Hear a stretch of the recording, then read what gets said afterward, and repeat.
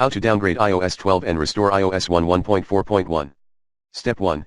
Back up all of your personal data, from bookmarks to passwords and to contacts, https://goo.gl/k16easy.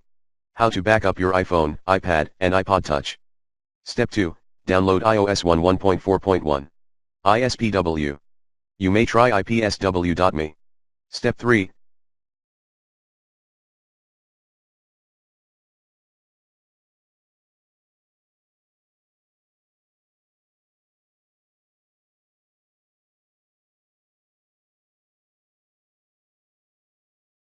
Turn off Find My iPhone in your device, go to Settings.